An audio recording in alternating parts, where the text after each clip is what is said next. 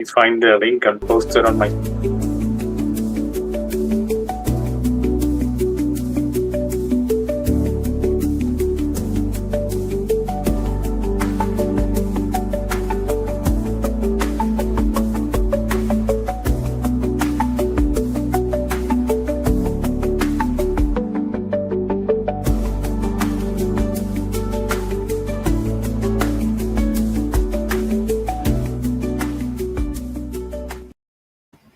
Hello and welcome everybody.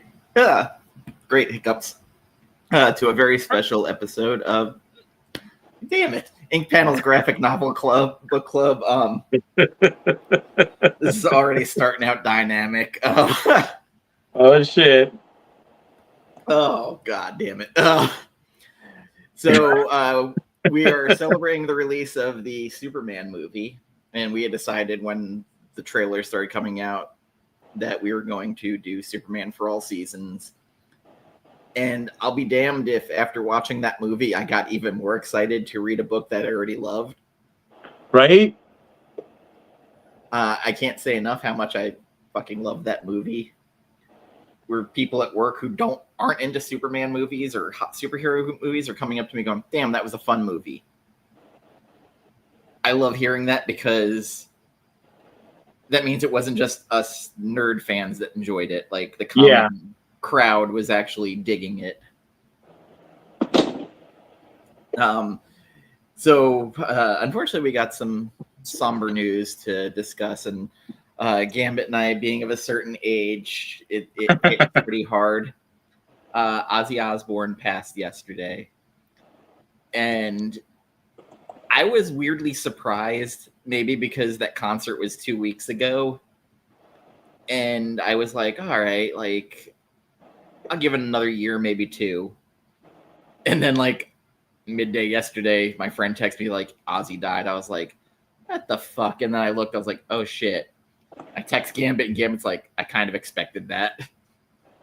Yeah, you see, when you hear his last when you see his last interview, the way he's talking and the things that he said, you know, it was coming. It was closer than everyone was expecting.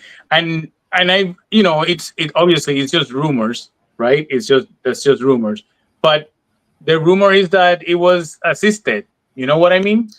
And if that's the case, it surprises me even less. You know, I think that if that's the case, he went the way he wanted to go, when he wanted to go, on his terms, like he lived his whole life. So and yeah, I gotta say, to have him do that show in the shape he was in, and him getting to feel the thrill of the crowd one last time. Yeah, I wish I could have been there, you know, but at the same time, I also wouldn't have wanted to see that and have that be my last memory. You know what I mean? Yeah, I mean, you can kind of hear it when he's singing the end of Mama, I'm Coming Home. You hear his voice cracking. And, like, looking back on it now, I'm like, oh, he knew. Oh, yeah. Yeah. He said it in that interview. He said it in that interview. It is going to happen. You know, nobody had to tell me that. So he did what he wanted to do one more time, and you know, that's it. Yeah, and he had all these other artists that played paying tribute to him, which was nice to hear. Like, there's this British musician I hadn't heard of till then, Youngblood, who apparently No idea who that guy is. He's big in England, but apparently he's an uber Aussie fan.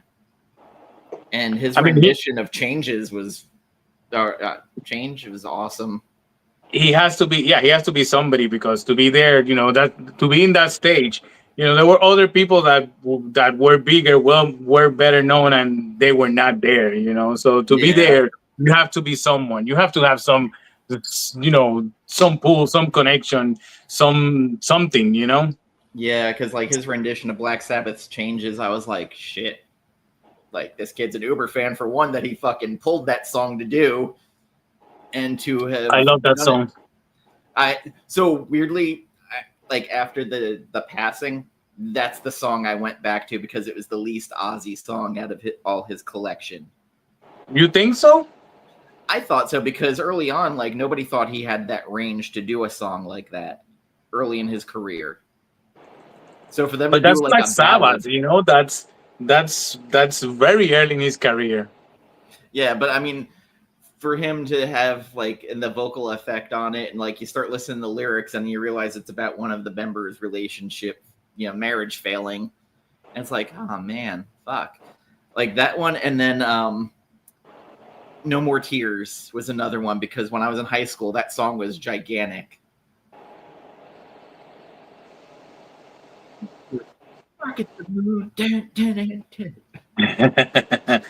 Listen, I made a post today about us. I was talking with someone yesterday, and he was telling me that he felt stupid, feeling getting so emotional for someone that he's never met and that has never met him before. You know, and let me fix something here real quick. Sorry, my laptop is dead, so now I have to use the phone, and Oh, it's an adjusting period for a second there. And he was telling me how he felt stupid for feeling that emotional for someone he's never met in his life. And I told him that when we were talking about it, and I said, I get it, but even though he doesn't know who you are, you know very well he is. And not only that, he helped you realize who you were through his music, through through it's a his part of your life. experiences. It's a memory of your life. Like there Uh-huh. might be a life experience that you have a song by them attached to. Like I've got music attached to people I Yeah. Oh love, yeah. knew, family Like members. one of the memories I talk about in my post was the time that he went to Puerto Rico, and that was my kid's first concert. And even though I didn't get to see the show because David was 10 years old and he couldn't see when everybody stood up. We were in arena, and when everybody stood up, he couldn't see. And he said, "Dad, I can't see." So I grabbed him and I put him on my shoulder so that he had a better view of the show. But that meant that I wasn't going to see it because I was not going to get him down and have him miss part of the show. So he saw the show. He enjoyed the show. I couldn't walk for like a week straight, but it's fine. It was worth it. He got that. So those that memory. That's one of those things that makes his passing away, makes it so painful and and so emotional because his music, his presence is attached to a lot of who we are. I Growing up, I grew up for the most part alone, and when I discovered music has been a huge part of who I am.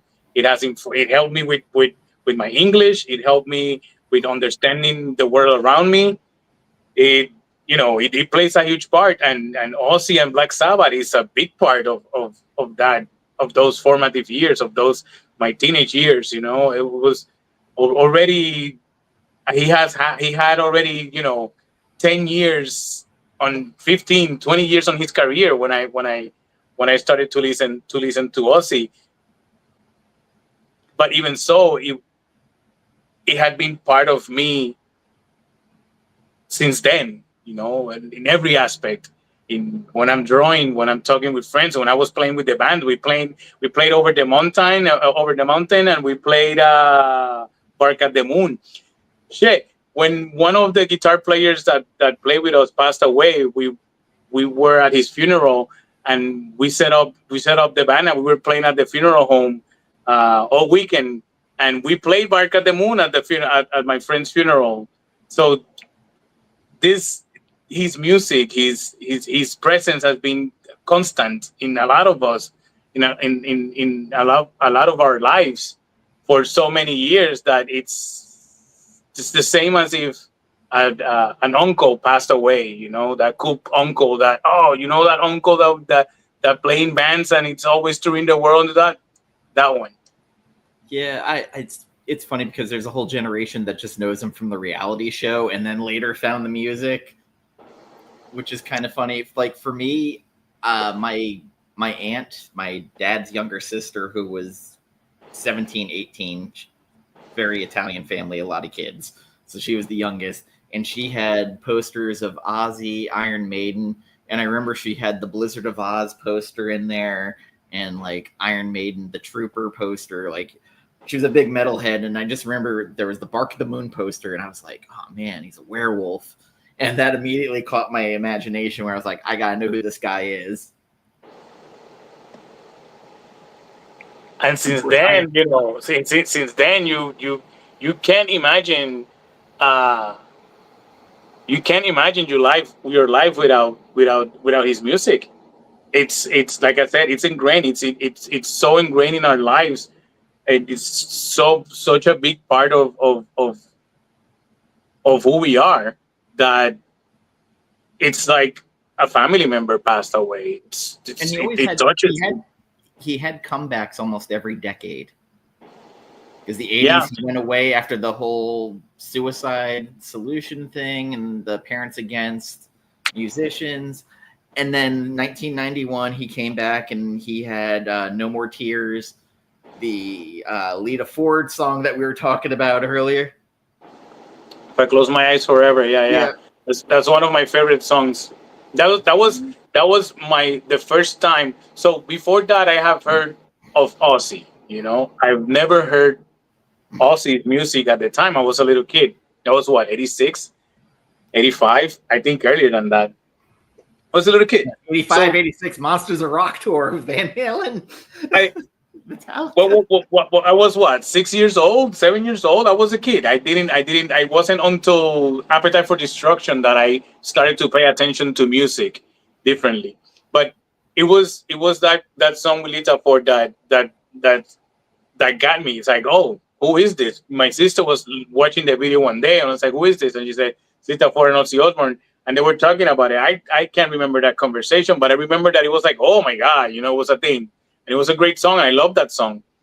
And that was my first interaction, my first experience with Ozzy. Everybody's tuning in going, man, I came here for Superman. They're talking about Ozzy Osbourne. So it's impossible not to talk about Ozzy Osbourne right now. It ties into a point because the Superman book, it's like a point in time. It's like rock. It's Norman Rockwell like of how they portray Smallville and Middle America. And for me, my Middle America, like where I grew up, it was finding rap music and metal around the same time, because like 1985, 86, like there was a lot of metal groups. Like I remember the first time I fucking heard Metallica. I think it was Master of Puppets. Almost same year I started to hear Ozzy come around, and then, you know, Iron Maiden, and, you know, later on Slayer popped up, but Anthrax was like big for me back then.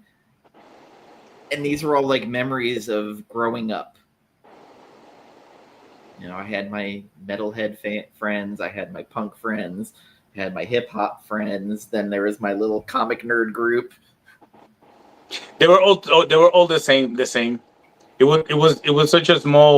was such a small community of growing up, where I was that the comic book friends, the metalhead friends, the punk friends, all of them, they were the same friends.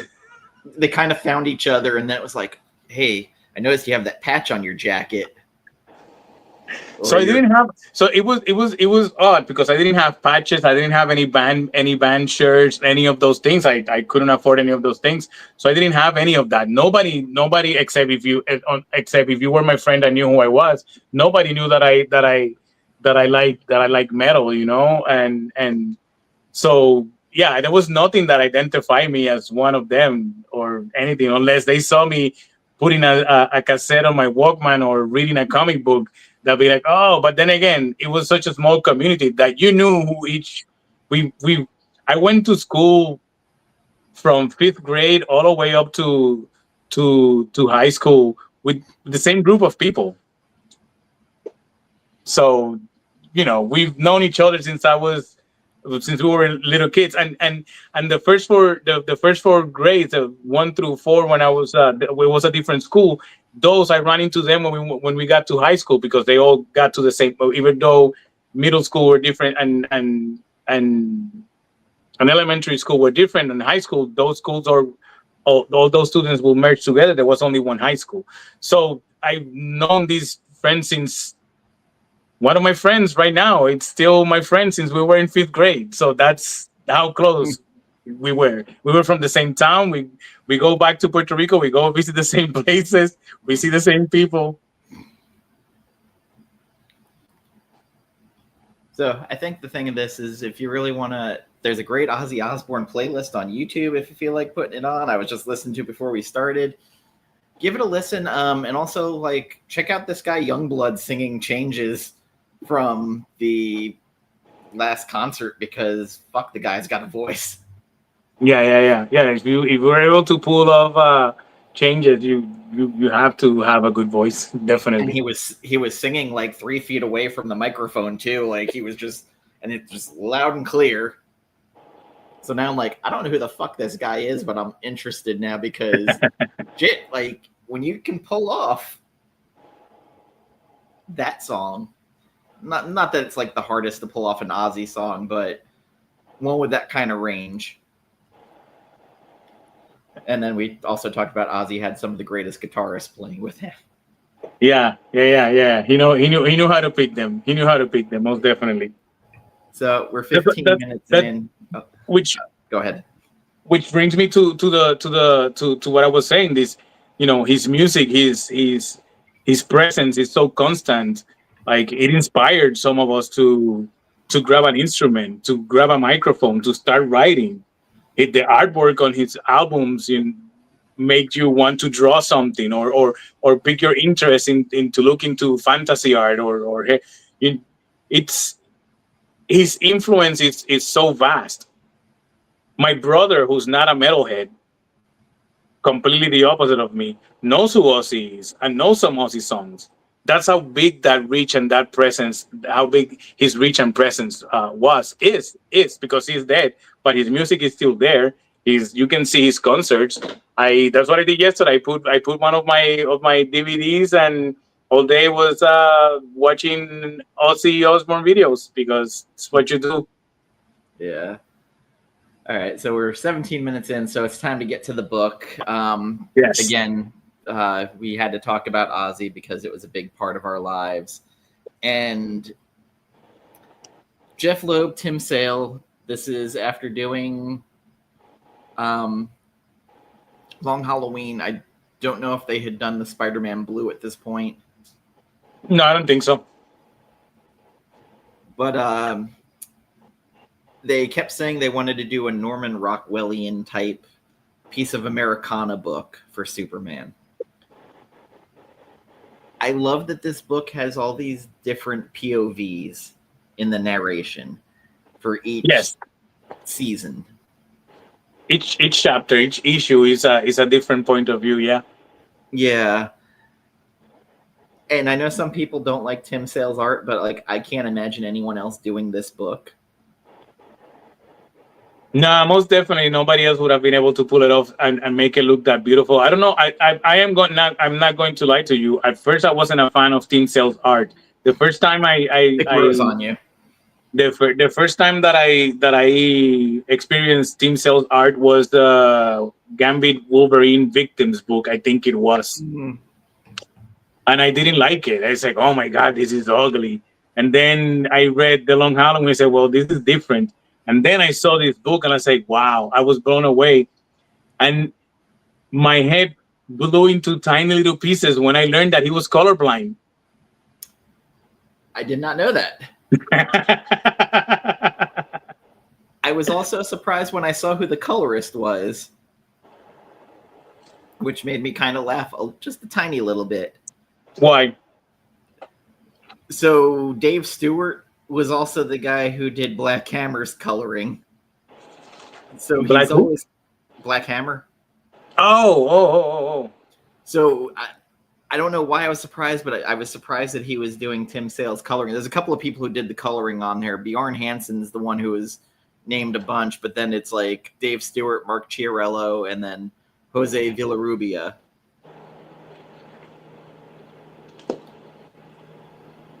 But even the little chapter things, like the first one has Clark and the dog Shelby sitting under a tree. It's just the outline shadow. and I really liked it. And I think the thing I most like about this book, and I think it's understated, and it's something I don't think in the movies, except kind of the more recent one and the Christopher Reeve one, they touched on his vulnerability, how frustrated it is when he can't fix something.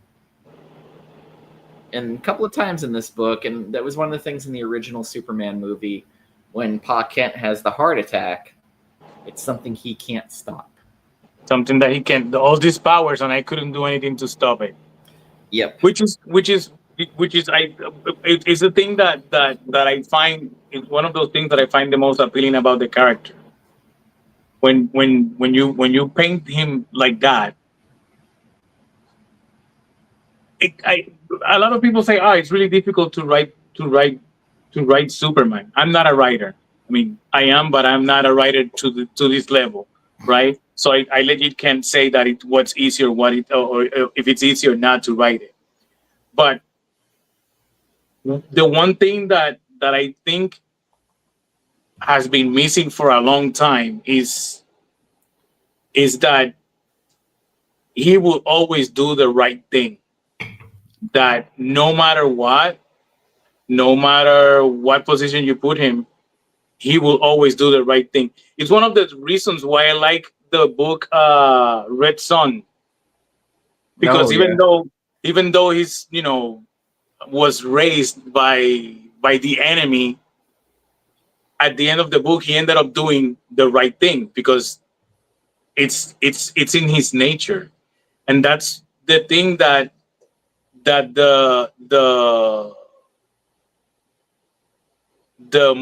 this new movie gets, that he will always try and do the right thing to save that life, even if you think it's meaningless.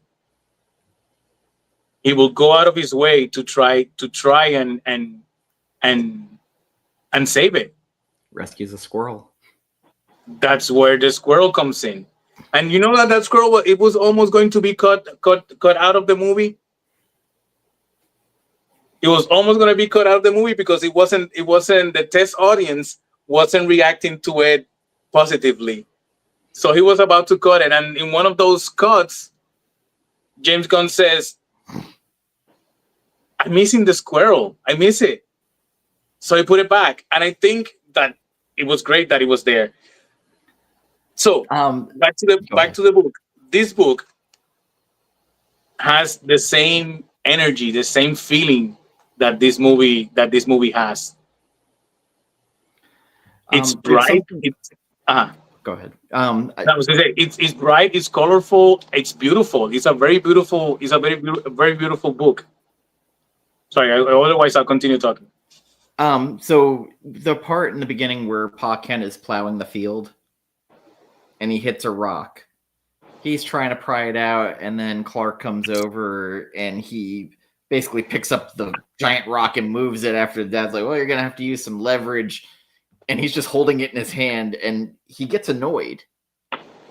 His dad gets annoyed with him, and it causes discomfort between them because he doesn't know how to address it. So it goes into kind of like, I have this son that I adopted who he's not even sure what he's becoming.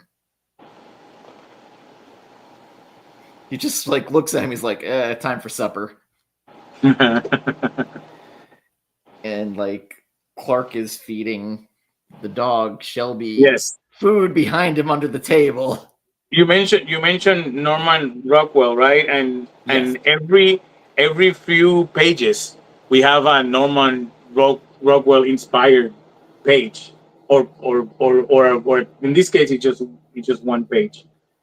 Yep. And then look at the bottom of the dog. Yeah, right here.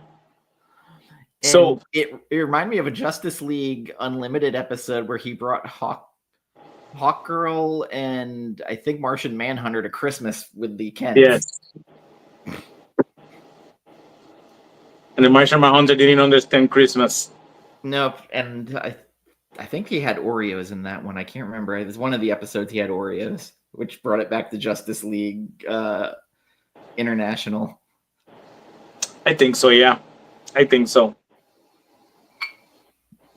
Um, so I there's something See, about it, and every few pages in this in this case is a 2 page spread, but every few pages we get a whole scene that doesn't need much dialogue. I mean, it has some dialogue, but it doesn't need much. Just seeing that one scene informs you. It gives you everything that you need to know for that scene. I felt they made a choice with Clark's expression where he looks sadder and different. Like he knows he has to leave at some point, because even in the pages you showed, he always has a look of sadness. And then Pa Kent in this scene, and they do something very clever. Yes. I changed the page where they're showing a reflection in his glasses of the stars, which they do that several times in the book. Yeah, they do that that. was very clever. And he's like, he's changing the boy. He's different now. I like that I don't think that I don't think it's sadness. It's more confusion. He's in that stage. He's just right now about to graduate high school. So he's in that stage of I am about to become an adult. I am about to what am I supposed to do? Where do I go from here? It's confusion. It's that trying to figure out what his place in this world is in the world. I think we've all been there at some, especially at that age when you don't know where do I go from here? What am I supposed to do? And they've told him about the rocket and everything by this point. There's a whole discussion outside where they're like, Clark has had time to think about our talk. I don't regret for one moment telling him about the rocket and what he can do that other boys can't. He's taken on stride, maybe too well. And Martha's like, I don't see it like that. Clark has always been able to work things out for himself. He's just like, there's so much we don't know, Martha. Every day he's becoming stronger. The powers and abilities doesn't seem to have any limitations. What are we dealing with here? And she's like, I hope he can't hear. And then he's in his room on the other end of the house listening to everything because at this point he can hear everything. They don't know that he can hear, and he keeps that, and he probably keeps that to himself for a while. They keep everything folksy. Like everybody knows each other's name in that town. They know what they do. Like they joke around about all the guys playing the card game that's been going on for 30 years.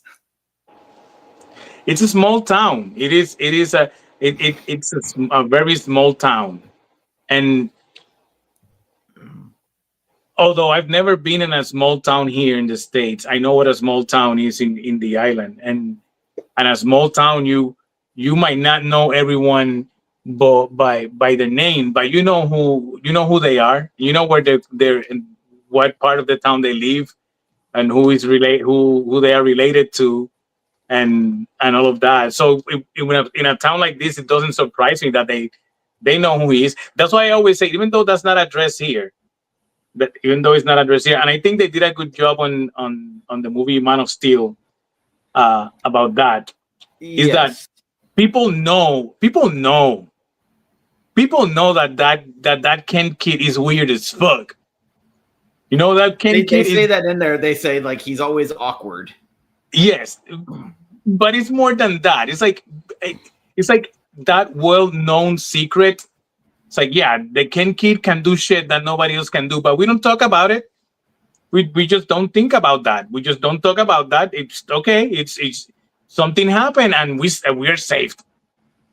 I think they did a good job. They buried that whole shit. I think they did a good job about that in the Man of Steel at some point. It's like, yeah, I mean, he was there when this happened, and I can swear I saw him getting some kids out of the water in a bus. But I might have been imagining things. I was almost about to drown. Yeah.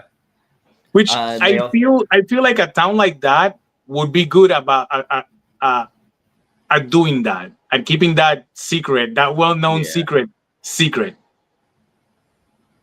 And even though it's Yeah, not addressed in this book, it that's always has been the impression that it gives me. Like there's a scene a few pages in when when the first moment happens that he he he realizes who he's going to be, what he's going to do with his powers and with who he is.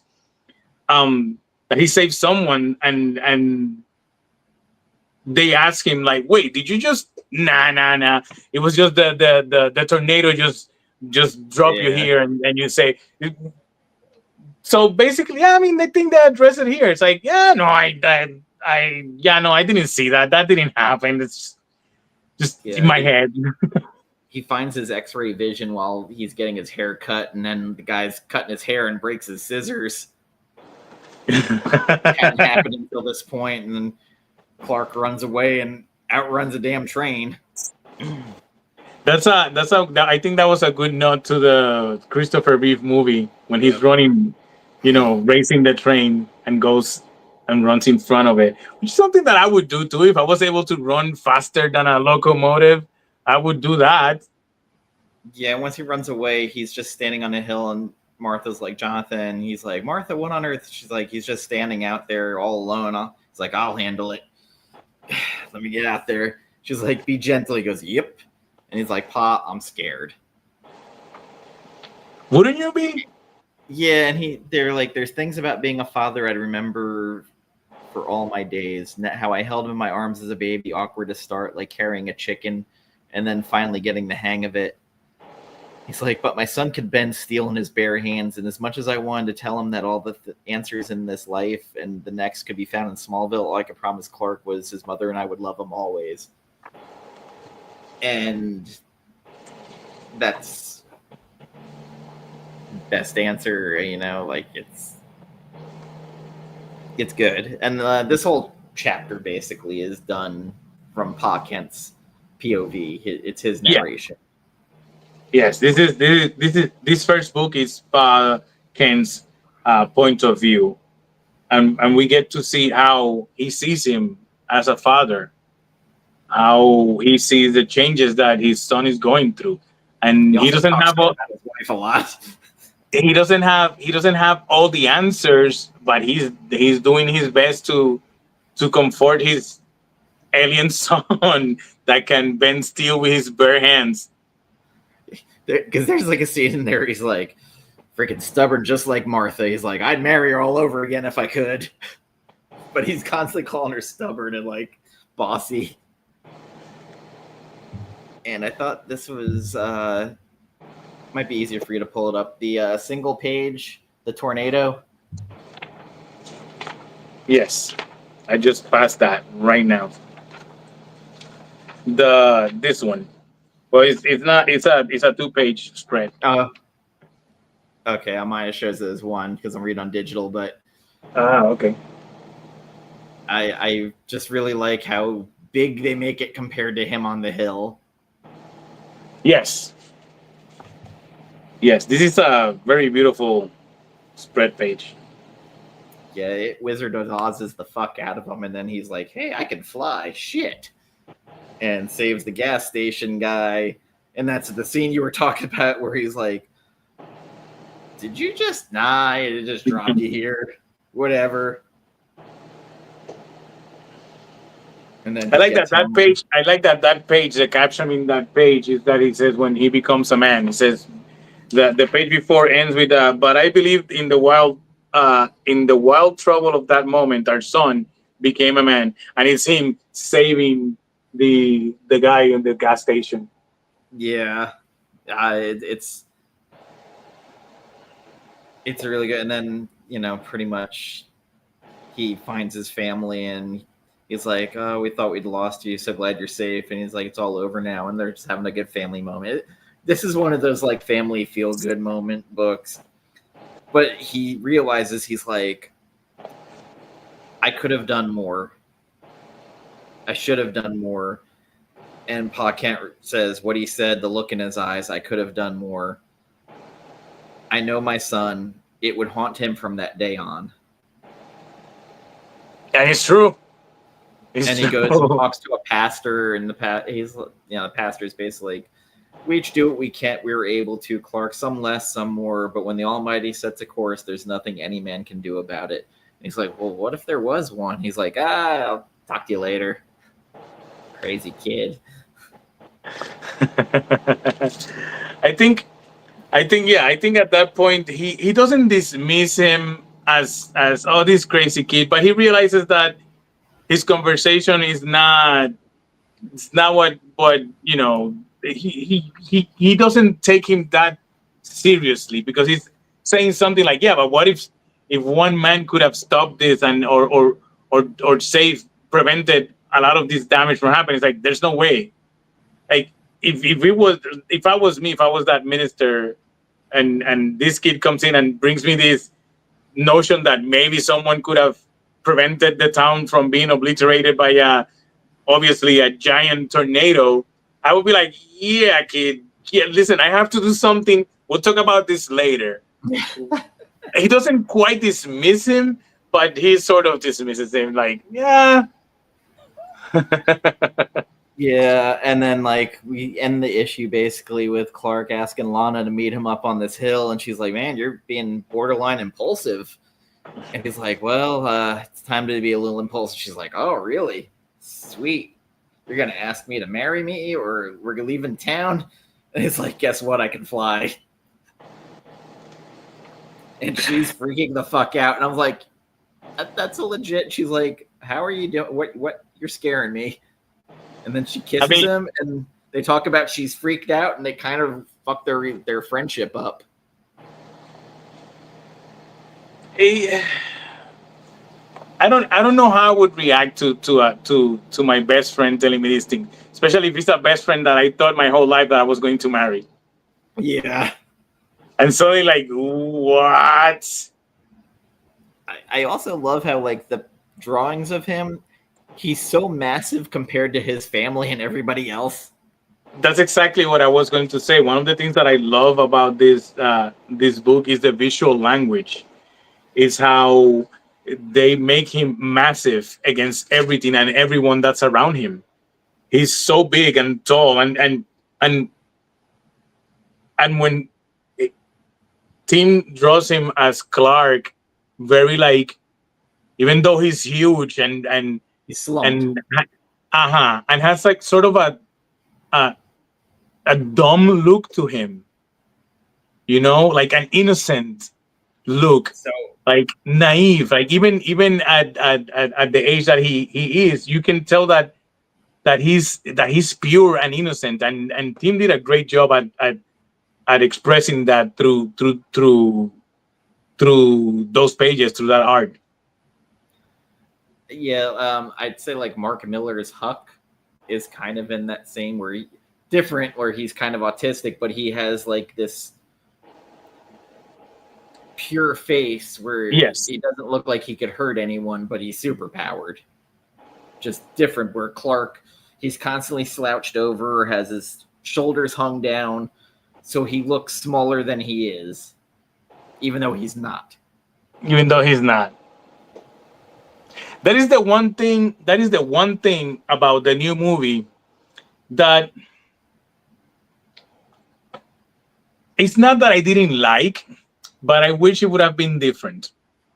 The difference between Clark and Superman, right? When you see the Christopher Reeve movies, which I want to address something later about those movies. When you see these movies, you can tell the difference between Clark and Superman. Even in the same scene, when he takes his glasses off and he just stands straight, and it's a different person, right? So the new one did a voice change. But nobody since. But they also explained that he uses some hypno glasses. See, I thought that was weird. Like, I thought they were just lying to her about that. No, because Louis would have been, no, that's a lie. Because Louis was like, yeah, I know all that. You know, what are you talking about? You should know. You shouldn't be saying those things. That interaction, that's Guy being Guy, you know. He wouldn't. It was just him bullshitting. I don't think so. I don't think so. But Hmm. again, I don't mind it. I don't mind it. It's a good explanation, and for Yeah. some people, that explanation works better than him just being acting all clumsy when he's Clark and the Man of Steel when he is Superman. Uh, my most favorite beautiful layout is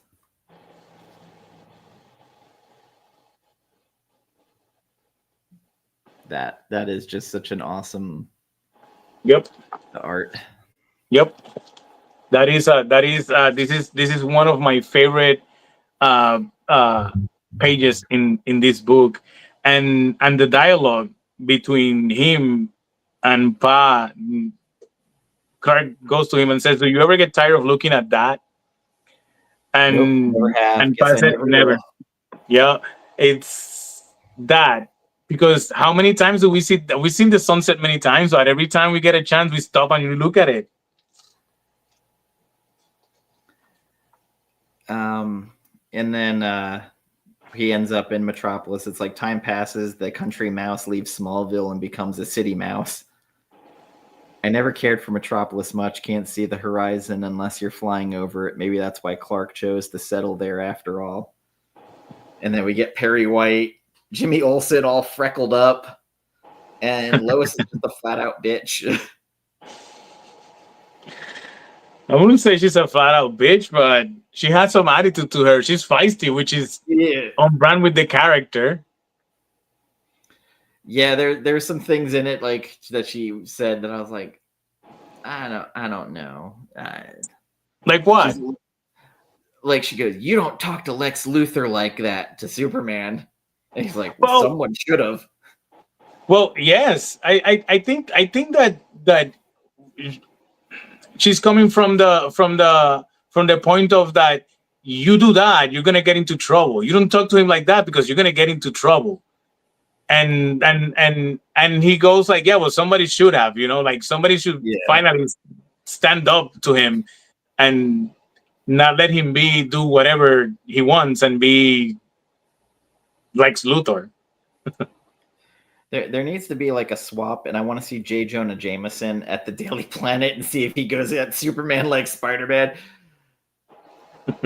Superman's a menace. Give me pictures of Superman. Like, one of those weird things of like trying to like swap them. Sorry.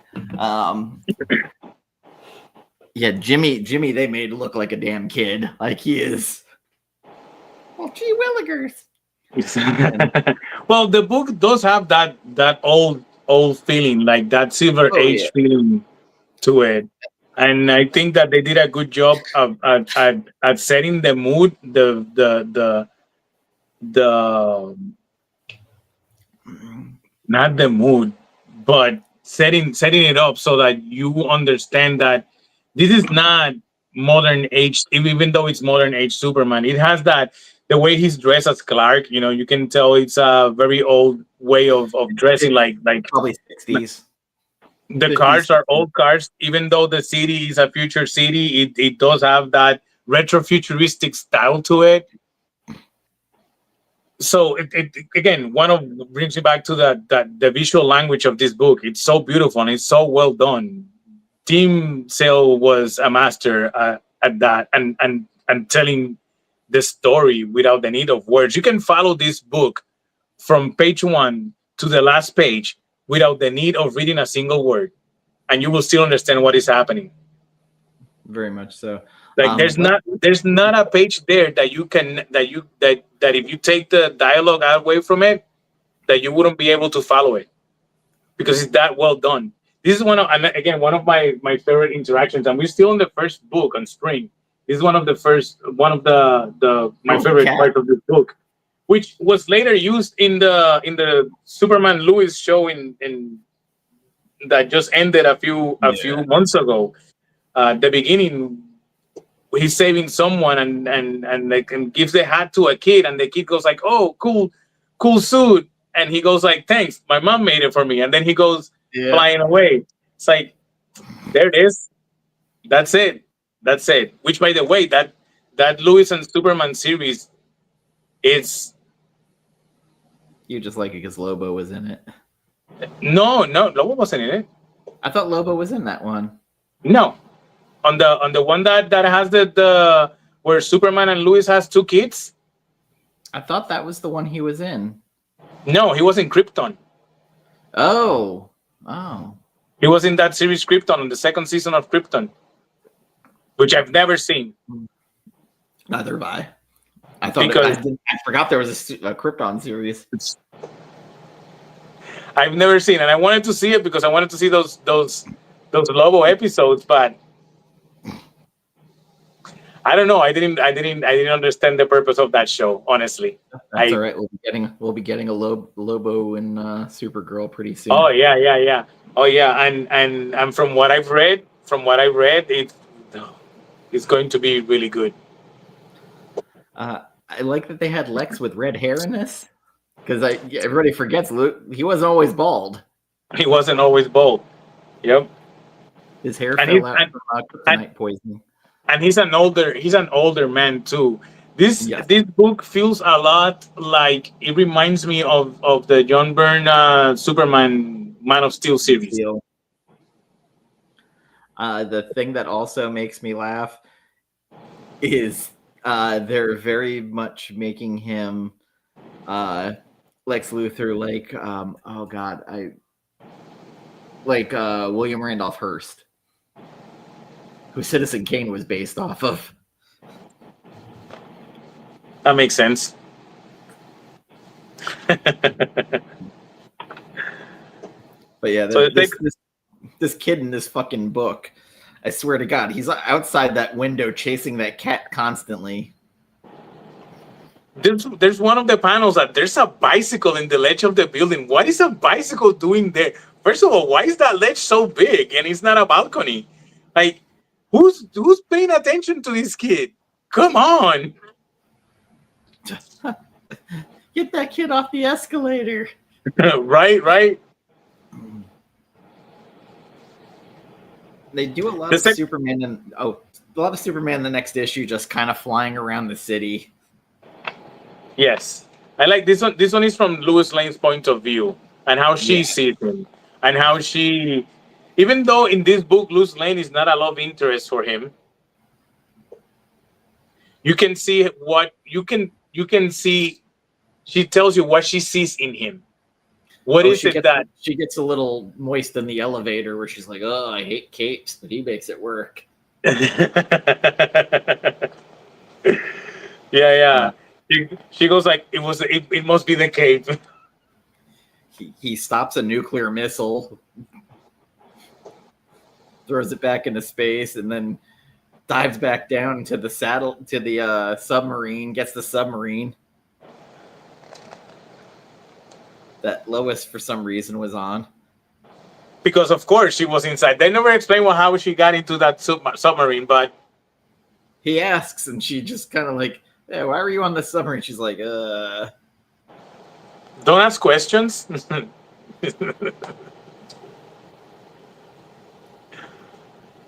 Where is it? This panel. Yeah. This panel here, where he immediately goes like and gets in front of Lex. Lex tries to get like, "Oh, wait," and he goes like, "Give me a second." Lex ain't backing down. And then the page after that, Lex tries to be all, this and that. And how I like how he draws how fast, like in these 3 pages. This is what I'm saying. You don't need to this stupid thing. You don't need to be able to read it to understand what just happened in those 4 panels. You can follow that easy, and that's with every page. You can follow every page without the need of reading the dialogue. It's so well done. This is the part. He goes, "Bit of advice, Superman. While all those people down there look up to you, even adore you, nobody, and I mean nobody, speaks to Lex Luthor the way you do." He goes, "It's about time somebody did. Good luck with your story."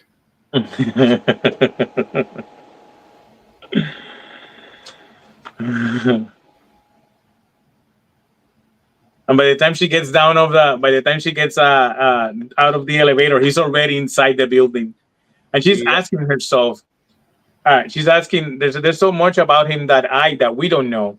Where does he go when he's not keeping a bridge from collapsing, or stopping a train from derailing, or answering a child's cry for help? As a reporter, it's maddening. As a woman, forget it. And she's asking these questions like, what does he do? What does he do on his spare time? I'm pretty sure that in her head, she's like imagining all these sort of things that he would be doing. At some point, she talks as if like, does he have one woman? Does he have more than one woman? Um, and all he does is go home and eat a peanut butter and jelly sandwich and lay down in the bed and just listen. just chill at home in the quiet dark room eating a peanut butter and jelly sandwich. Well, and then she starts making. She's like, Clark has this theory that Superman slips off to some kind of fortress of solitude. This from a man who starts his day with cornflakes, and then he's visiting his dad out in the field. Yeah, you can tell when he comes out to visit. This is when he comes to visit. He's the first time visiting after what is. They don't say how many years, but I would assume that it's at least 4 years. 4 to 5. Yeah, yeah, that's what I was gonna say. Between 3 and 5 years or so. He comes back and things are different. Mm-hmm. And I've been in that position. The next few pages, he goes back home because he started to feel lonely in Metropolis. He doesn't have friends. He doesn't know anyone, and he comes back home to get that sense of home feeling of I'm back home, and this is what I know. This is what's comforting, and he finds a Smallville that is different to the Smallville he left behind. Things have started to change. Lana moved on. She moved away. Her aunt passed away, so the house is empty.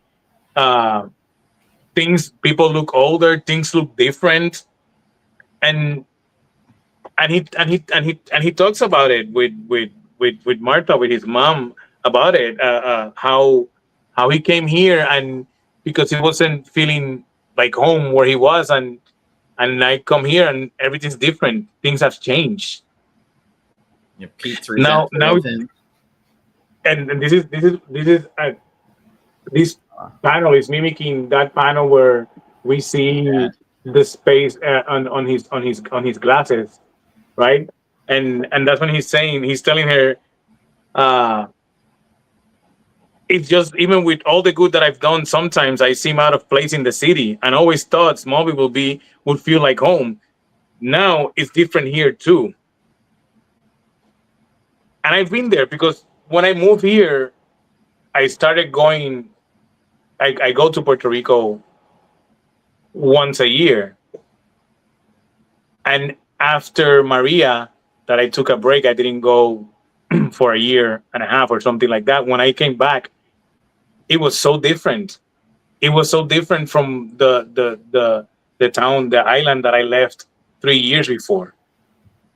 So I can relate to his feeling about, like, yeah, I came home because I don't feel home there, and I come home and I don't feel home either. Shit, last year I was feeling that way.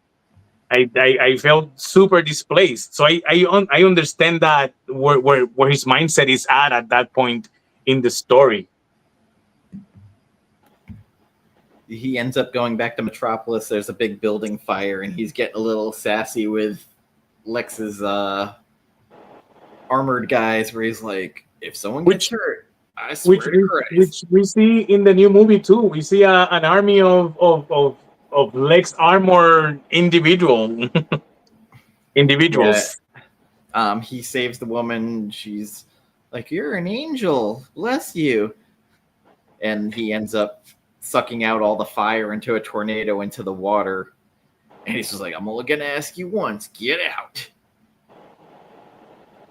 And he was like, go home with your tails between your legs. A woman almost died from your carelessness. If it happens again, I'll hold Luthor personally responsible. And the lady becomes quite the Superman fan, like obsessive, to the point where Lex comes over and her whole house is like, welcome to Metropolis. Superman just got all the papers all over. This is some deranged obsession. Let me tell Yeah, you, yeah, yeah, just a little bit. that's too much. But to be fair,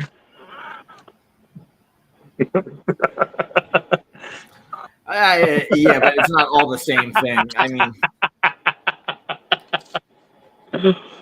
and we start the next one with Lex being booked. which is fall. We already covered spring because it's Superman for all seasons. I like that each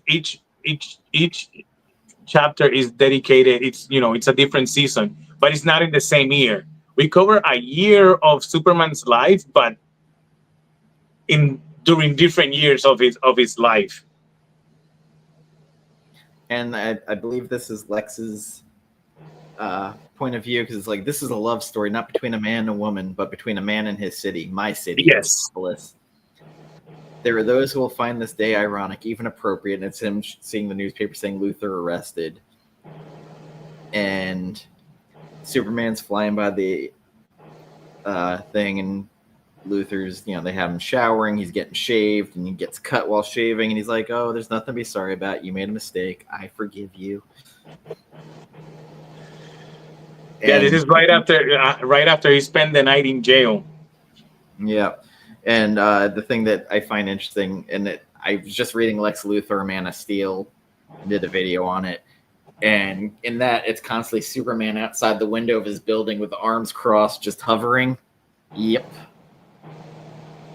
Which I love the background, the coloring and shading on that. And the eyes also have the fuck this guy, like why fucking alien. And he has a quote here, famous fleeting but Lexless forever. This is a master class in how to pass Time make change. yeah, how to tell the passage of time in just 3 panels. We can tell that he's been at it since he got there in the morning all the way until the night, trying to figure out what how he's going to uh take his revenge on Superman. Oh, and then we go in the next page, or like Clockwork Orange with her eyes taped open. Where they're programming. Yeah. This is when he gets the lady that he saved in the book Fans. before. It's brutal. Yeah, yeah. I I don't understand why he did that to her, because she was already obsessed with Superman. So there's no need to brainwash her into loving this character, even getting her even more obsessed with the character. And like later on, Lois is going by Clark's desk, and she reads a letter, and she's like, "Oh, what are these notes?" And you see him get mad for it. It's like, "What are you doing, Lois? That's personal." They show how massive he is behind her because he's like full standing with his shoulders, like he's a little hot. And she goes, "Oh," she's like, "Yeah, hold on."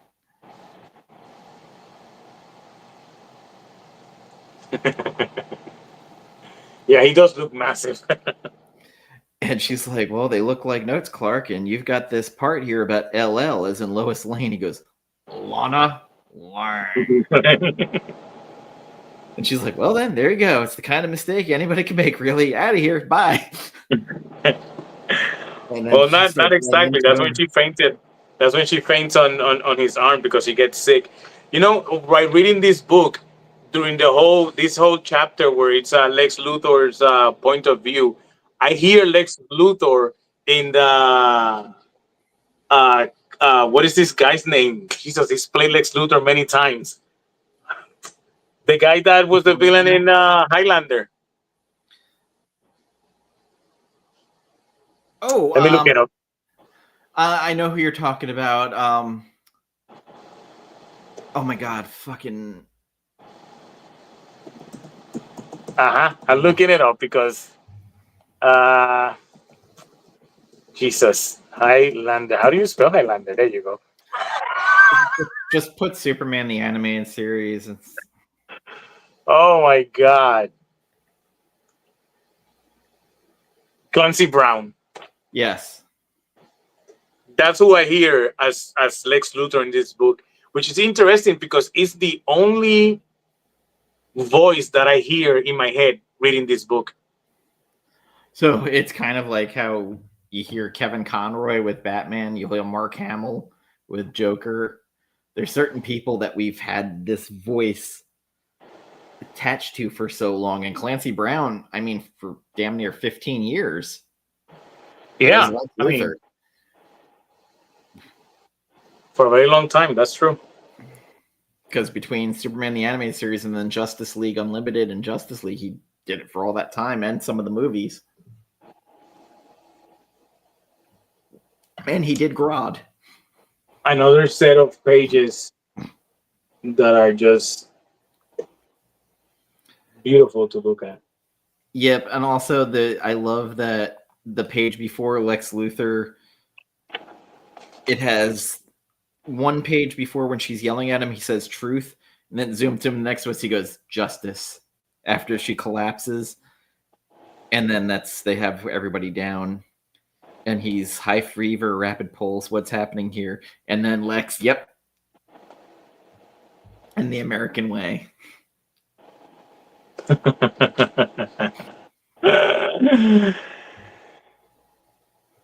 an odd way to. That's an odd way to phrase that.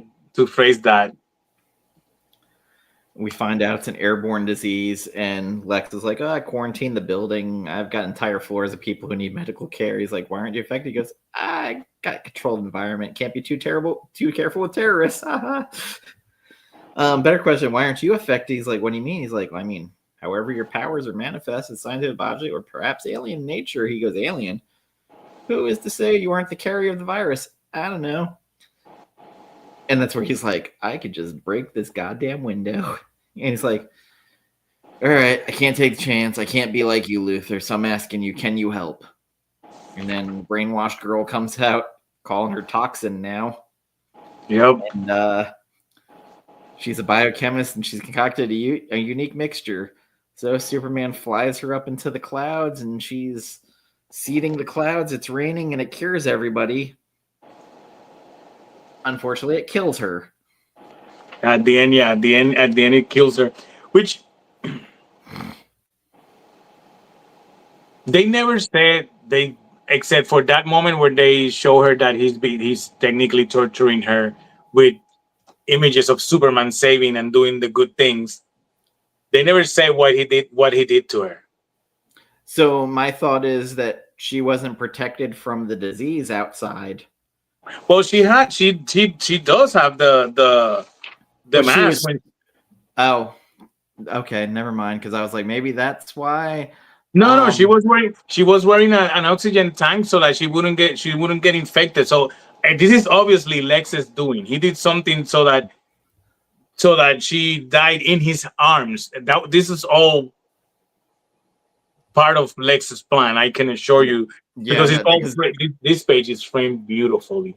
Yeah, when she's dying, he also in the narration goes, I've learned from my father to always give people what they want. And then as she's dying, he goes, but always for a price. Yep. And he's like, they say you can change the course of mighty rivers, but you have so little understanding of how fragile the human condition is, how easy all life can be lost. But the most powerful man in the world means nothing if you are all alone. No one knows that better than I.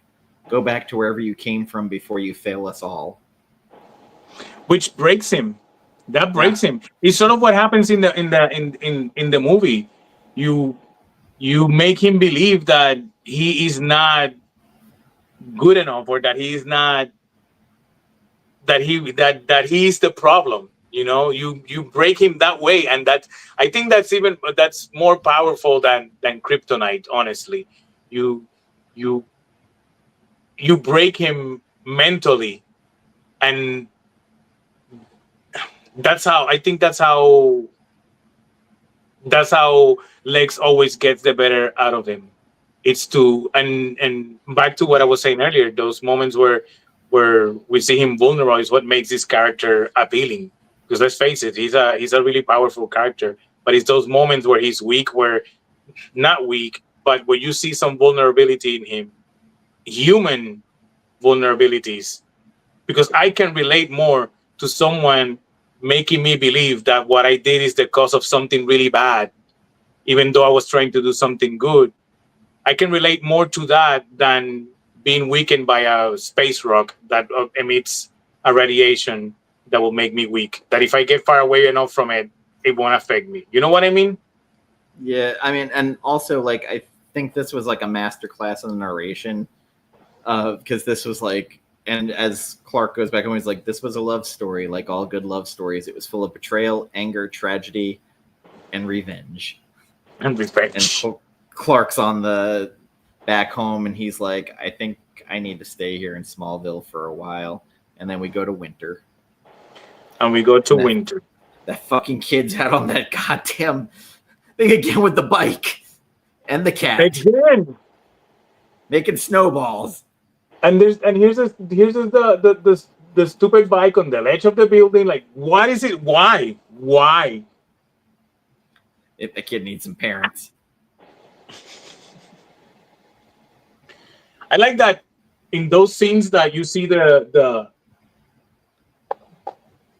armored goons, the next armored goons. They are always, even though they're supposed to be doing a good job monitoring the city and all of that, they are always very, very intimidating. You know, it's like citizen. You know, it's like very bullying. Not bullying because it's not bullying the kid, but it's very intimidating. Authoritarian. Yeah. He's like, all is well, no sign or word of Superman, all is as it should be. This is one of those moments where you can tell the difference between Superman and every other character in the book, because that same interaction happened in the first book with the same kid, but the kid was not afraid of who he was interacting with. Yeah. There's also in the movie where like, in the movie, I was talking with one of my friends. I was like, "Oh, I think that the movie was too clean for a James Gunn movie." And I said, "No, but that's perfect, because if you actually pay attention, you notice that everybody is cursing and throwing words willy nilly except him. Even when he's arguing with Crypto in the Fortress of Solitude, he doesn't say what the hell. He said, "What the heck, Crypto?" You know, and he never. It was Guy Gardner, Mr. Terrific, and Hawk Girl that were carrying on the.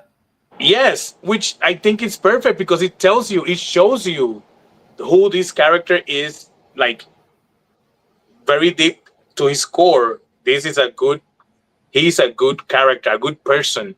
And he's such a good person that he will not even utter a bad word in front of anyone. He wouldn't curse. He wouldn't.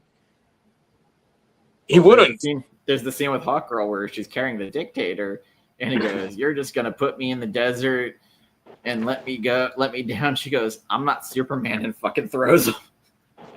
She doesn't throw him. She just drops him, which is different. But drops him from several 100 feet, but she was like, "I'm not Superman." I'm starting to see a theme on James Gunn's movies, though. We have badass females killing a dictator in the Suicide Squad, and now in this one we see that again. This book has Lana Lang. It's her narration, and there's a part with Lois. She's like doing mental math. She's like, how would you possibly know where Superman was or wasn't going to be unless... And she's like, Clark Kent was Superman. She's like, Lois Lane, that's the stupidest idea in the world. It's her convincing herself that it's a stupid idea. Yeah. And then Lana's back in town. Yeah. But I think that happens a lot in the comics where I think there was one where Lex was there like, Clark Kent, Superman, get the fuck out of here. So, like, Grant Morrison during his run on Batman had a thing where I think it was Batman Incorporated, where Batman was an internet troll going to forums and going, "What if Bruce Wayne was Batman?" And he was like posting all shit that, like, he was trolling internet forums. Yeah, like he was spreading misinformation about Batman. I read that, but I just thought that it was something that someone posted on Reddit. I didn't think that it was an actual thing because I didn't read the whole Grant Morrison thing on Batman. Yeah, so. It was like in one issue, like Batman's just sit there going, sometimes you just have to be out here just spreading misinformation. People trying to guess who Batman is, and you throw something out there knowing everybody's going, no fucking way. Because it was like, well, what if Bruce Wayne was Batman? It's and like he that. Had like multiple burner accounts arguing with himself. It's like that run of Tom King where Cold Days where Bruce Wayne is jury for Mr. Freeze's trial, and he is surprisingly, arguing on behalf of Mr. Freeze, on behalf of Mr. Freeze. It's like, it was a very interesting take. I really like that, though. So in this, Clark and Lana meet up with Jimmy and not Jimmy, Pete, and Pete just starts going off on them. Yeah, because he can't believe that they came back. It's like, you guys finally left and you came back. He's not even angry that they left him behind. He's angry that they came back. Yeah, and then like the old guys are inviting him to play in the game. He's like, go ahead, Clark. We'll come back for you in 20 or 30 years. And she's like, Pete, what's gotten into you? He's like, what's gotten to me? Why don't you ask Ken? He's like, what did I do? She's like, nothing. You did nothing. You go out into the big wide world, the both of you, and you come back here to, of all places, Smallville, capital S as in small. And you want to know what the worst part of it is? You can't even see how wrong that is. It's just very weird. And of course, they can't have a holiday meal without a fucking flood in Smallville. Of course, something needs to happen. And apparently Clark's parents didn't know that Lana knows. She's like, yeah, nothing like having a son who can change the course of a mighty river. And they're like, what? He's like, she knows. They're like, she knows? I know. That was a very very cool interaction between them. See, and this is one of those moments where I am sure that the cop, the officer went to the Kent's house not only to warn them of what's happening weather-wise, but because he knows. Yeah, and then Martha and Lana are having, she's like, the right woman can often help the right man find the answers he's looking for. She's like, I don't know if a girl from Smallville has very many answers for Superman. She's like, Clark, you of all people should know that whether or not he wears a cape and a big red S on his chest, he's still our Clark. And then she kisses him again for luck. It's very very Princess Leia there, and he goes off and creates a barricade, a dam, and he manages to save the truck and then finds Jonathan and the dam. And then she's like, it's all over. He's like, where's Shelby? Clark the dog. She's gone. He's like, gone. Fucking Superman. Finds the dog on a rock barking. And again, very important to him. But unlike Man of Steel, he was able to save the dog and his dad. This.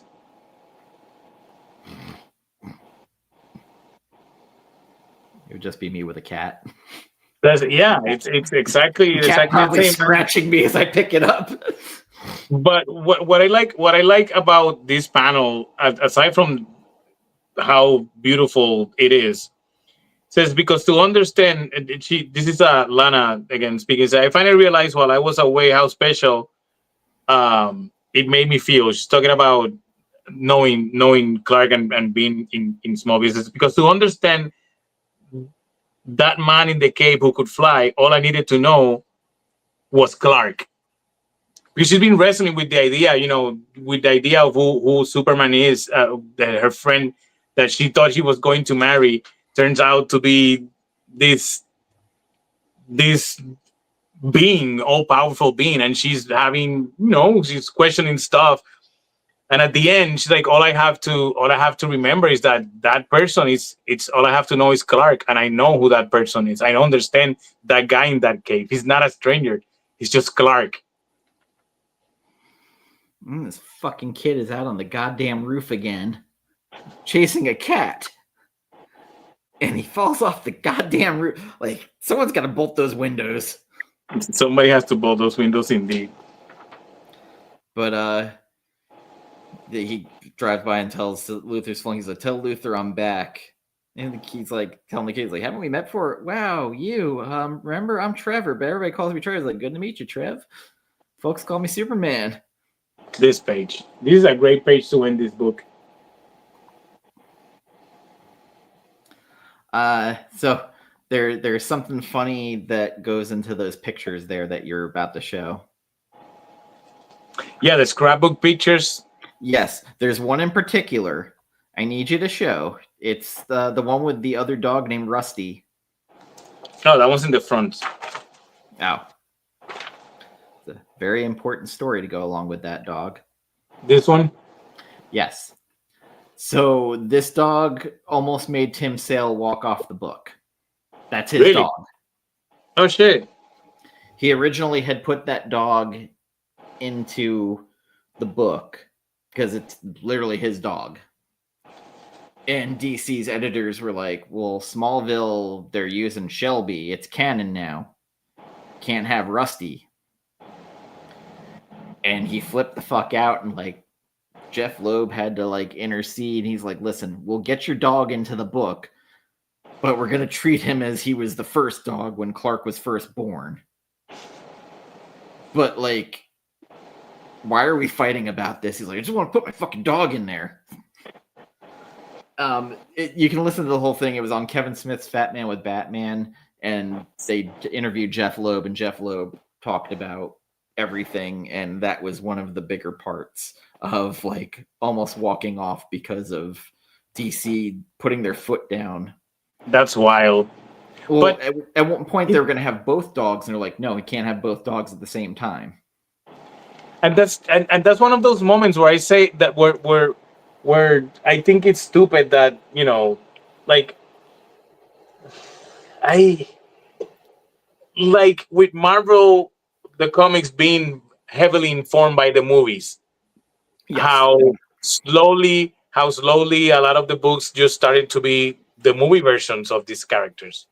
You mean like getting rid of Nick Fury? And then having his African-American son, who's also I'm on other Nicholas. Things. I'm on other things. Yes. I'm on other things, This is one of those things where you're like, man, let the man have the stupid dog on the book. It's not going to affect you in any way. It's not going to affect anything in any way. If you can tell the difference between this version of Superman and the Smallville version of Superman, I'm sorry, that's on you. Yeah, it was just crazy because like Jeph Loeb's like he basically told me, he's like, I quit the fucking book. He's like, if they won't let me put my goddamn dog in it, and like it was just wild. And I was like, I mean, the man really wanted to put his dog in there.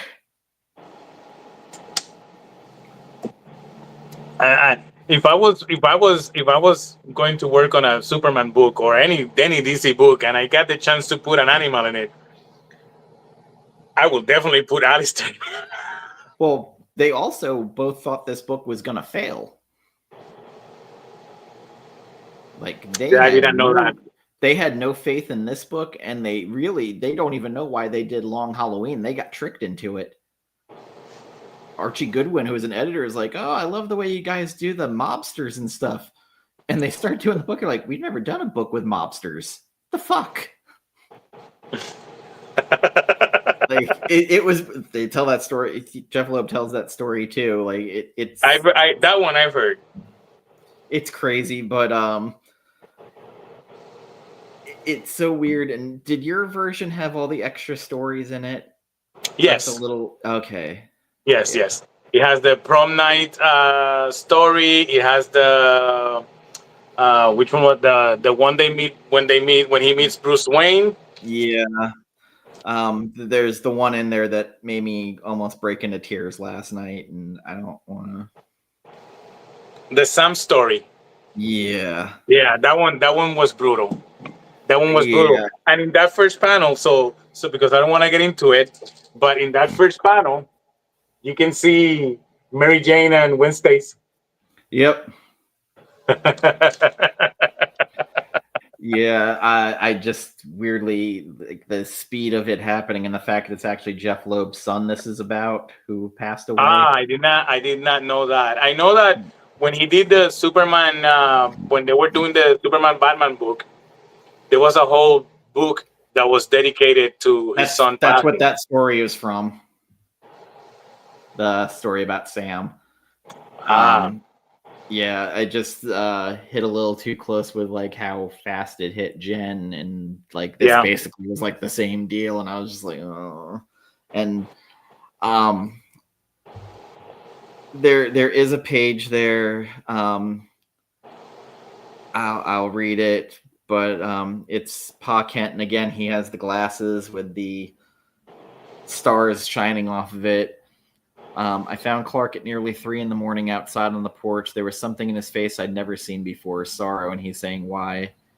And he goes, Clark, I started out trying to tell Clark that maybe Sam was in a better place, but Clark wouldn't hear of it. What better place could there be without your friends and family? There are two things in life that we can be sure of. You are born and you will die, and you don't have anything to say about either of them. But it's what you do in between that's what you have control over. That's how you live your life.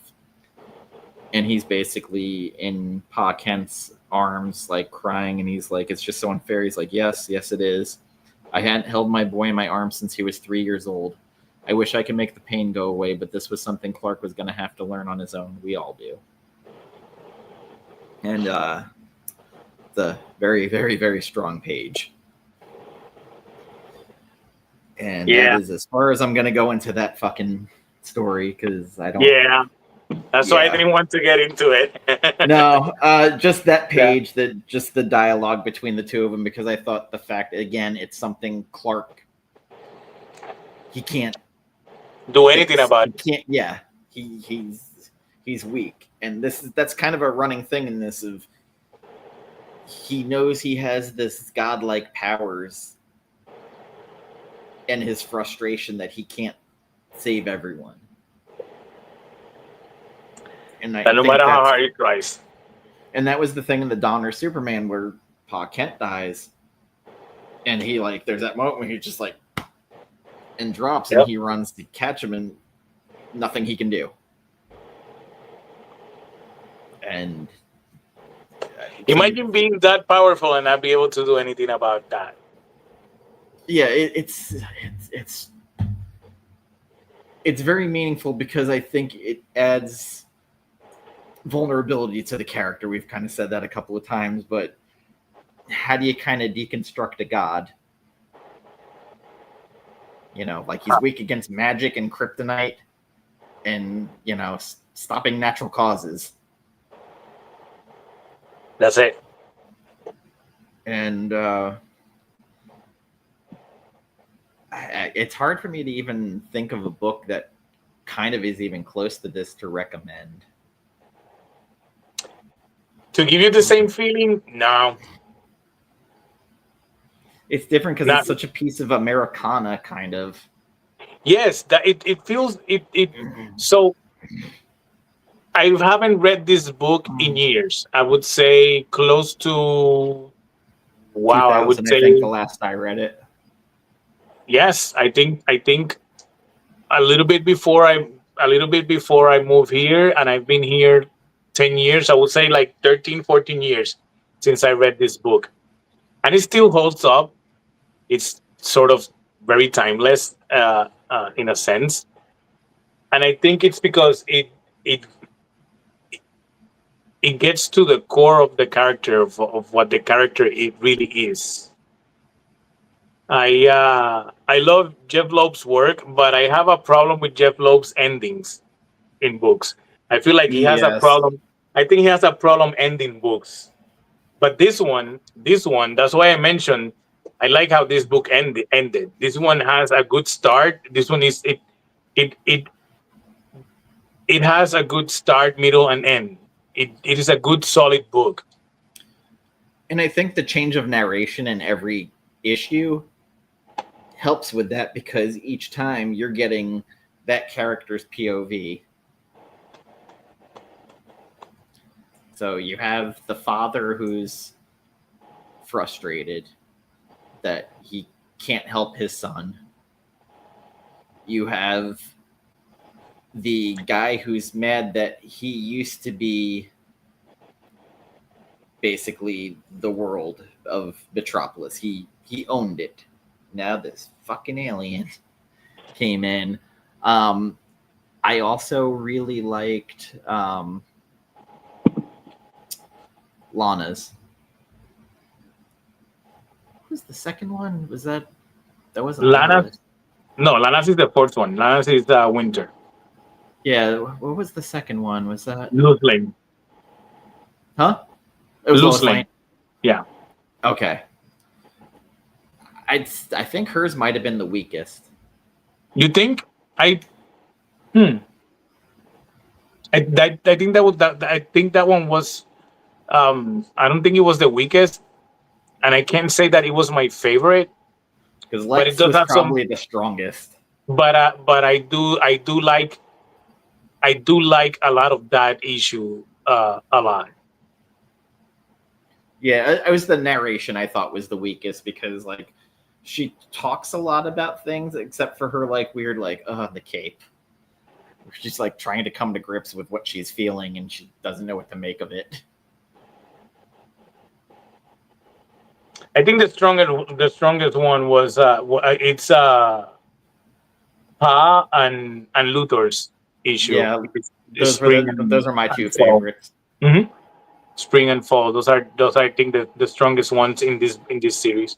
Lana's gets strong near the end where she was like, all this time it was Clark, not the kid. Yes, I think that one it's because of that. It's because at the end of the day, it just shows you that this super being is just a dude from Kansas that was raised in a small town with you know very good values and is inherently a good person, that she has nothing to worry about or be concerned because she knows who this guy is, and she knows that at the end of the day, no matter what, he is going to, like I said at the beginning, he is going to do the right thing. Yeah, I'm very glad that we read this because I think this is the first Tim Sale thing I have read since he passed. Yes. And it was kind of nice. And weirdly, the interview I did with Caitlin Yarsky the other week, I had talked about her work, and I was like, it's great that I can pick up something and not know you're in it and flip and know exactly that you're in that book because your art is kind of like Tim Sale's, where like I can recognize it immediately. And she goes, I don't know if that makes me happy or sad. And I was like, no, like your art's so distinctive. Like I can tell as soon as I pick up a book, not knowing you're in it, that you did the art because you have a specific way of doing facial gestures. And she's like, wow. She's like, I didn't think I had that much of a distinctive style. And I was like, no, like you 100% do. There's certain artists, like I can tell immediately that they did it without looking at the credits. Yeah. But it was like immediately she was like, oh, my art's that thing. I was like, no, it's changed over the years, but like you have a certain style, like I can pick up on immediately. Yeah. That's good. And that was a super fun conversation. Like she had a crazy way of getting into comics. I have to go back and check it. I haven't been able to check it out. You mentioned that you don't know what to recommend that after this book, and I'm looking back and I'm trying to figure out what can I recommend that has sort of the same feeling. And honestly, the only book that not the only book. There's tons of books that I could recommend, Superman books that I can recommend.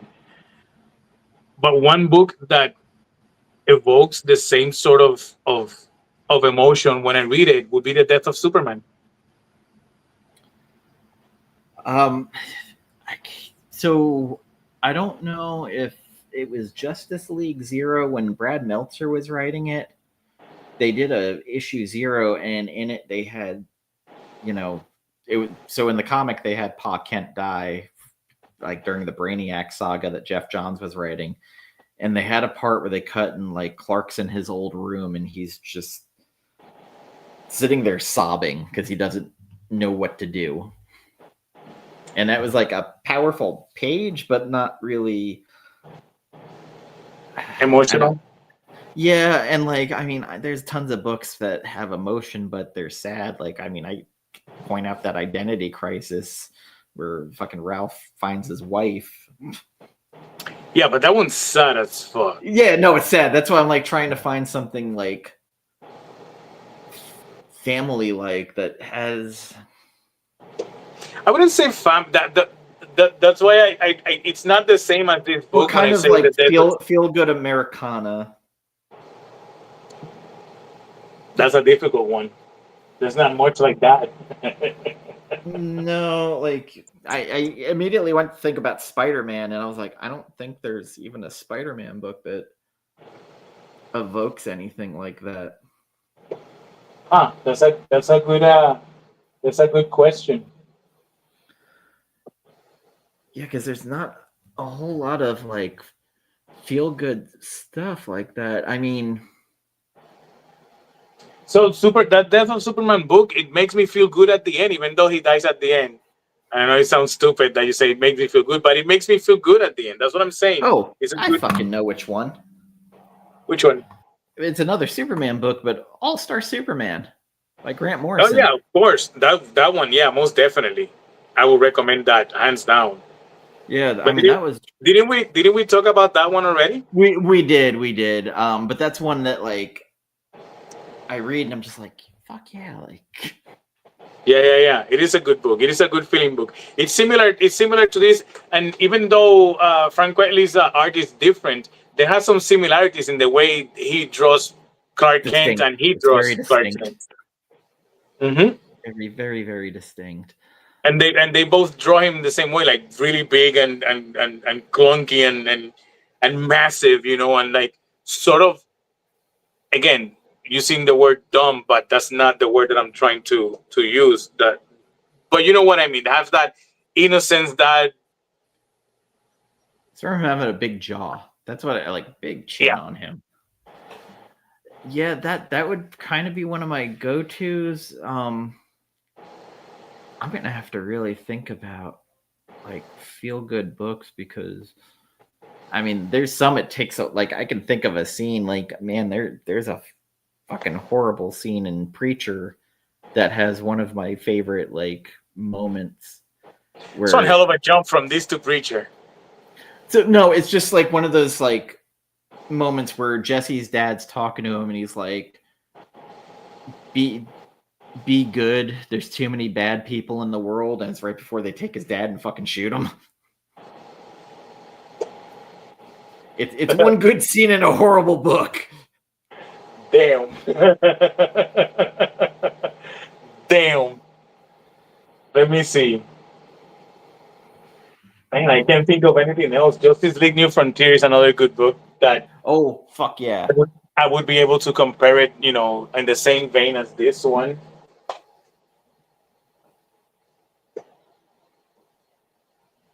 Huh. Now I feel like I have homework to do. Yeah, that's a tricky one. So what rate do you give this book? Oh, it's a 5. It's a 5 out of 5. Same. Like I recommend this highly, and it's not so right now on Amazon it's 25% off to get the trade right now. I don't have an Amazon link, but I want people to read this book, so this is my recommendation. It's a good book. When people ask me what book they should read about Superman, what Superman book they should read first, or not first, or what Superman book they should read, I think this one it's on my top 5 books to read that I recommend. This one, The Death of Superman, Superman All Stars, are some of my favorite Superman books. I'm. This is the first time like I've read Superman solidly for 2 years. No, 3 years now. Between Philip Kennedy Johnson and Joshua Williamson's writing a fantastic run on Superman. Like, never ever did I think I would be a Superman fan, and lately, like, I like certain Superman stories, but I have not been consistent. And I just I'd pre-ordered a couple months ago, but next Tuesday I have the giant omnibus of Philip Kennedy Johnson's World Saga coming. It's $125, but I wanted it collected, and I got to interview Philip Kennedy Johnson, and it was fantastic. Yeah, I dropped when I met him at DragonCon. I dropped your name. Oh, you got to meet him? Oh yeah, I have that book.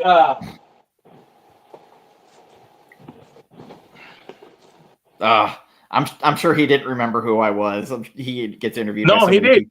Oh. He did. He did. Yes, he did. He did. I talked to him about it. He said, "Yeah, I'm getting this book because my friend Dan recommended it. You were in his show. Not long ago." He said, "Oh yeah, I remember Dan. Yes. Oh yeah, I dropped your name, and he did remember your name." His run on Hulk lately has been phenomenal too. Like, yeah, I haven't been reading anything lately. It sucks. It's been rough for me. I had a couple of days off, so I kind of started to catch up on my back reading list, and fuck, it was gigantic. So whose turn is it now to pick the next book? Is it yours or you or me? I think it was your turn because we had mutually agreed that we were doing this. All right, so I don't have anything picked out yet because I wasn't sure, and I'll have to go through to see what I want to read from back there. Yeah, no, like we've done Image, we've done DC 3 times now, and then we've done Marvel once. Okay, so it has to be a Marvel book then. Well, we haven't done any Dark Horse. We haven't done another Marvel book. I had a fucking loony thing. If it was my turn, I was like, man, I haven't read Secret Wars in a while. I was like, that might be too much. I don't know. Which one, the original or the second one? You read the original. Oh, I don't have that one, but I mean that's not an issue. I don't think I've ever read that one because I've thought about that. I thought about Infinity Gauntlet once. I thought about the very long Hulk Gamma Bomb run. There's also there's an X-Men book also that's been on my list of like I don't know if I want to read it because I don't know how it'll go over on a show. It was the God Loves, Man Kills. Oh, that's a great book. It's a fucking great book. That's a great book. I don't know. Think about it and just let me know. I'll pick it up when we figure it out. I'll think about it. So it's either going to be a Marvel book or a Dark Horse book or in that vein. All right, perfect. Yeah, I'll figure it. Anyway, thank you everybody for joining us or whoever watches on the replay. Yes. Sorry we gave you about 20 minutes of Ozzy at the beginning, but it was it's not a bad thing. Minds. It's not a bad thing. I'm sure most of the people who watch this like Ozzy or know of Ozzy. And for all you kids, go get up on it. And while you're at it, go look up Lend Me Killmeister, some Ronnie James Dio. Yeah. Get all the old ones out of your system right now. Get some Holy Diver. You've been down too long. Anyway, thank you everybody for joining us. We're out of here. Bye-bye. Thank you very much.